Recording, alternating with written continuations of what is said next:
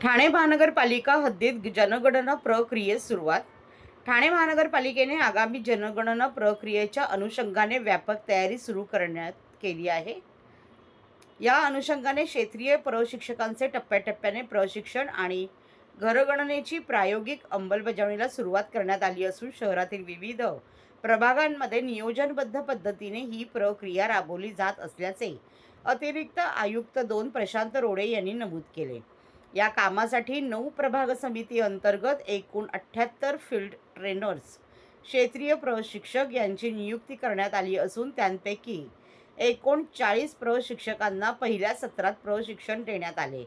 दिनांक 6 एप्रिल 2026 ते दिनांक 8 एप्रिल 2026 रोजी सकाळी 9 ते संध्याकाळी 6 या वेळेत माजिवडा, मानपाडा, उथळसर, लोकमान्यनगर, सावरकर आणि वर्तकनगर या प्रभागांमध्ये प्रशिक्षण सत्र पार पडले.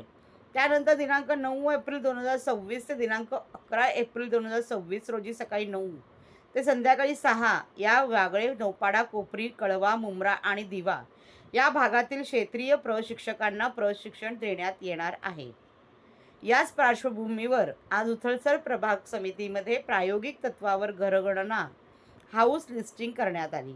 या उपक्रमातून प्रत्यक्ष जनगणनेदरम्यान येणाऱ्या अडचणींचा आढावा घेऊन प्रक्रिया अधिक सुलभ आणि परिणामकारक करण्याचा प्रयत्न करण्यात आला आहे. प्रशिक्षण पूर्ण झाल्यावर हे क्षेत्रीय प्रशिक्षक त्यांच्या प्रभागांमध्ये प्रगणक आणि पर्यवेक्षक यांना सविस्तर प्रशिक्षण देणार आहेत. त्यामुळे जनगणनेची संपूर्ण साखळी सक्षमपणे कार्यरत राहील असा विश्वास व्यक्त करण्यात येत आहे. यंदाच्या जनगणनेत डिजिटल प्रणालीचा वापर करण्यात येणार असून HLO ॲपद्वारे घरगणना केली जाणार आहे. या ॲपमध्ये नागरिकांच्या घरासंदर्भातील सुमारे एकूण 33 प्रश्नांची नोंद केली जाईल. यामध्ये घराची मालकी, मालकाचे नाव, घराचे प्रकार तसेच घरात उपलब्ध असलेल्या सुविधा जसे की TV, फ्रीज, लादी, मोबाईल इत्यादींचा समावेश आहे. याशिवाय नागरिकांच्या सोयीसाठी 1 मे ते 15 मे या कालावधीत स्वयं जनगणना करण्याची सुविधा उपलब्ध करून देण्यात येणार आहे. नागरिकांना जनगणना पोर्टलवर लॉग इन करून स्वतःची माहिती भरता येईल. माहिती भरल्यानंतर प्रत्येक नागरिकाला युनिक कोड प्रदान केला जाणार आहे.